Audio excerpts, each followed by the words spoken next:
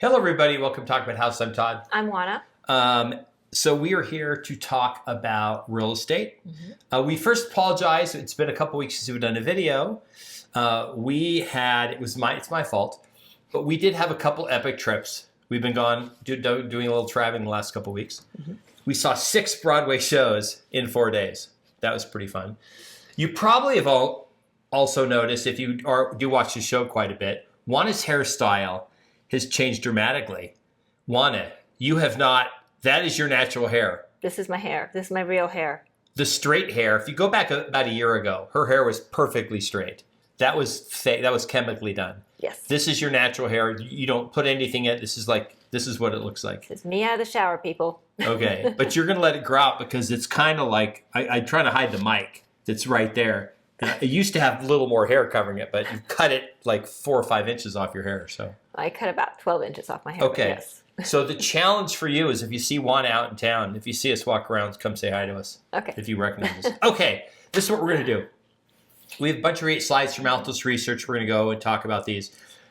Housing. What we'll do is we'll start with the first slide, and then we'll just kind of go through the slides and talk about trends, what we expect to see the rest of this fall, into the winter, and into the spring. Okay. Okay, so we'll start with this. Weekly available inventory. Now, the way this chart works is, if you haven't seen these charts, each line is a separate year. And the reason they make the chart like this is so that you can more readily compare this year to the previous years, okay? Now, 2022, 23, 21, and 2020 are the lines below the current year. The current year's red. And then 2017, 18, 19 are the lines, call them pre-pandemic. They are above the red line there. Well, what it says is U.S. single-family inventory is 30% greater than last year. And now this is what got the crash bros. That's all they talk about now, inventory.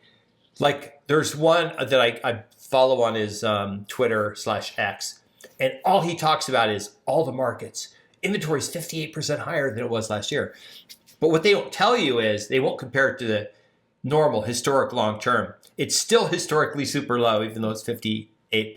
Right, Juana? Right. So it is still lower than it was prior to 2020, which no matter how you count it, even if you're just looking at birth rates, we're not going to talk about anything else, any other people being here. But if you just consider birth rates, we have more population now than we did prior to 2020. And yet we still have less inventory today than we did in 2020. Yep. So those are real numbers, no matter what other numbers you want to add to it. Let me give you an example. There's 736,000 homes available for purchase in the U.S. First of all, this number is going to start, it's peaked. It's already on the downward decline.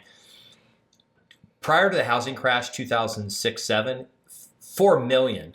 There were 4 million homes that were on the market with nobody buying them. That's what caused home prices to go down. So this is one of the charts that they won't show you the pre-pandemic. They'll just show you from last year, right? Okay. So that was the first slide. This is another good one. This is weekly new listings. So it does say that it was 17% more new listings this week than last year, the same week. But if you look at those lines, 17%, that was the lowest number of new listings that we had in the last 7 or 8 years. And you can see historically, we're basically dead center number of new listings that have come on the market in the last week. The red line, actually, if you look at it, we are toward the lower end. So still, Juana, we have less homes coming on the market than we have historically, right? Right. What does this look like going into the spring, maybe in the next couple years? Is this magically going to, we've been hearing about, as soon as interest rates get below 5%, man, everyone's going to put their home on the market. We're not really seeing any of that, right? No, but look, interest rates are not below 5%, nor do we expect them to be below 5% in the foreseeable future. I think looking into 2025, we hope to be at 6%, but, interest rates will stay high longer than people really would like them to, certainly, and longer, I think, than most people expect. There's been this whole push that, the Fed is going to lower interest rates and that'll bring down mortgage rates. Well, not so fast. because remember, the mortgage rates are forward-looking, and the rates that we are experiencing today have these upcoming interest rate reductions kind of baked in. So when you're looking at these rates, I mean, I've been watching the rates quite a bit the last month or so, just because I thought it would be interesting, particularly this time of the cycle for our country. And rates really haven't done a whole lot, right? I mean, they've gone up and down about 1/10 of a point day in, day out, not doing a whole lot, right? So even though we just had an interest rate cut, a 1/4 point just a few days ago, that didn't move the needle, okay? And we're going to continue to have interest rate cuts by the Fed. It's not going to move the needle substantially. I mean, we probably will get to probably the low 6s by the end of the year, maybe even 6 by the end of 2025, but it's not going to go back down to 5 anytime soon, unless there are other economic things that happen, which of course that's possible. But just looking at things kind of chugging along the way they've been chugging along, we're probably looking at 6% by the end of 2025. And remember, the rate we're quoting is your 30-year conventional Fannie Freddie type loan. Right. There are a bunch of different programs. If you get a VA, you're probably getting a lower rate.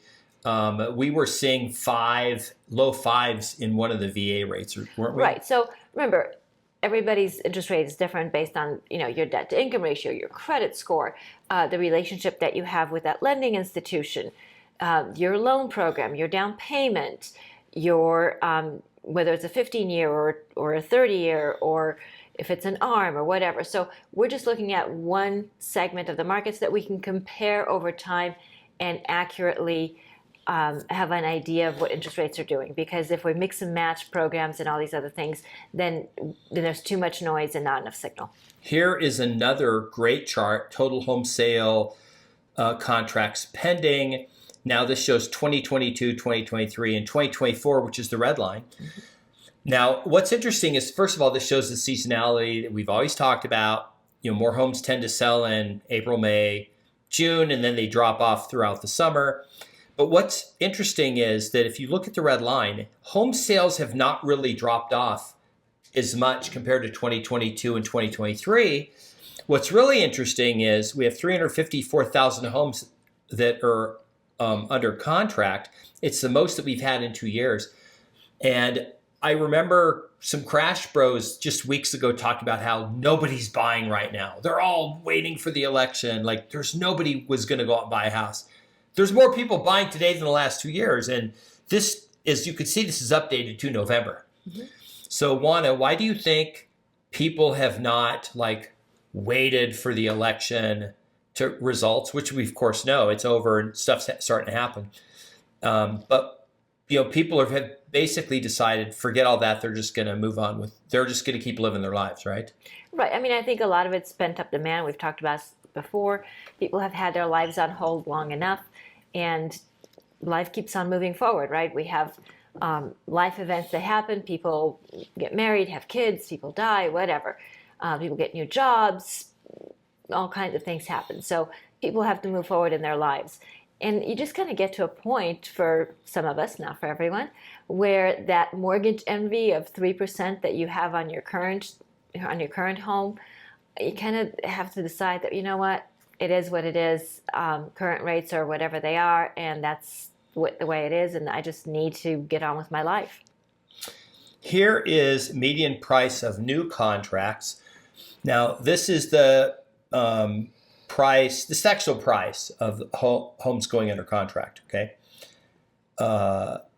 Single-family home prices are up 5% over last year. You can also see seasonality in this. We talk about this all the time. Prices tend to be higher in the same year in May, June, and then they drop into October, which is usually the lowest, somewhere between October and November, usually bottom out. That's the lowest price for the year. Unless it's a super hot market, almost every year home prices do drop. Mm-hmm. From, if you go back and look at 2012, 13, 14, 15, 16, 17, 18, 19, every year home prices went down 2 or 3% from the spring to the fall. Mm-hmm. It was a little more exacerbated in 2022 because of interest rates. Nowhere in here is there a housing crash, Juana. We never, remember, we were told housing crash, it was going to happen. Wanda, where on here is the 50% price and value drop in home prices that we were told was going to happen in 2022? Never really happened, did it? It looks pretty tight. If I told you on this chart, Wanda, if I said somewhere on this chart, interest rates go from under 3% to 7, or nothing's going on, and you looked at this chart, what would you think interest rates basically doubled? No. You wouldn't be able to point on chart and say something weird happened right here, right? No, you wouldn't. And we've certainly had enough weirdness in the last few years. Right. The thing is,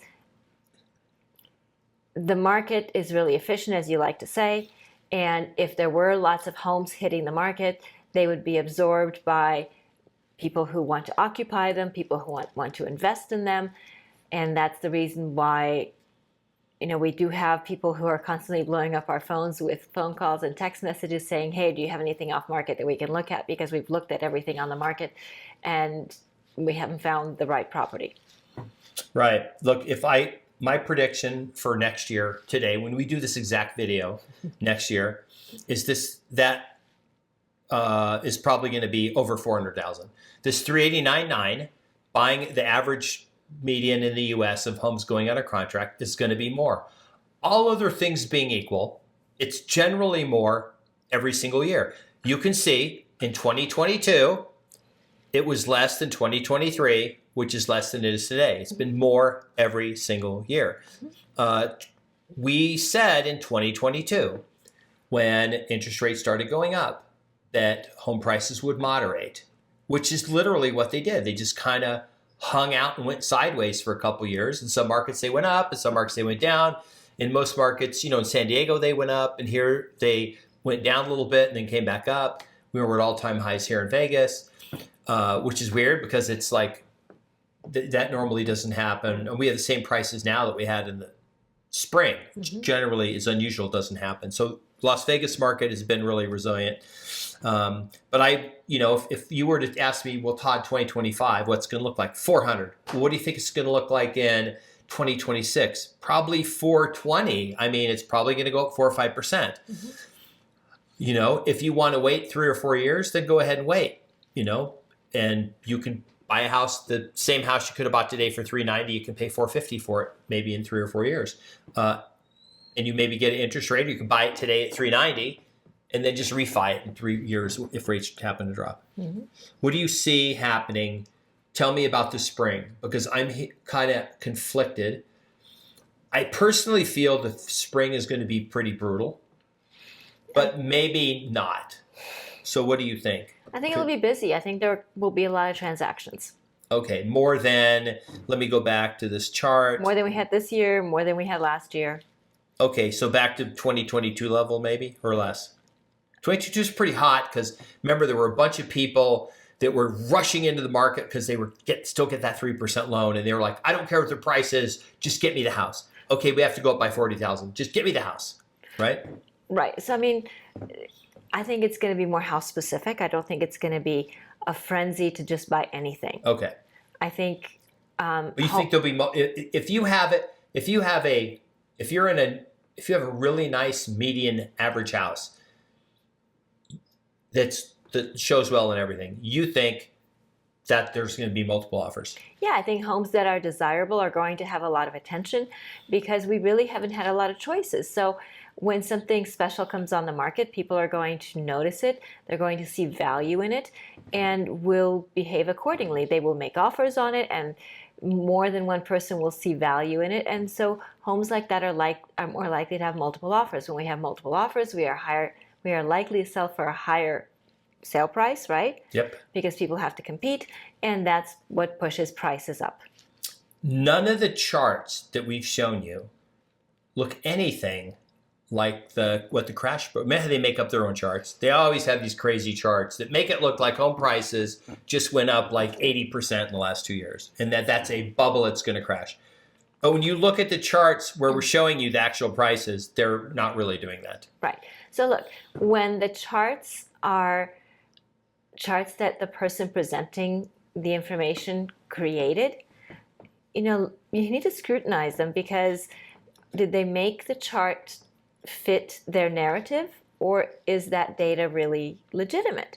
The charts that we use are not charts that we create. They are charts that are independently created by other companies that are data companies, and that's what they do, is they provide data. So we're not trying to make the data fit our narrative. We're simply discussing charts that already exist and explaining what the data means. We don't have an agenda. We're just here to present information. Yeah, Okay. that's good. So hopefully you had a little bit of fun. Give us some feedback on the charts. We did not make them. Give us some Altos Research in conjunction with Housing Wire. There you go. Give us some feedback on the charts, on the information, what interests you, any suggestions for videos, where you're watching from, all these lovely things. I don't care if your team won or lost in the election. That's over. Moving on. Who cares?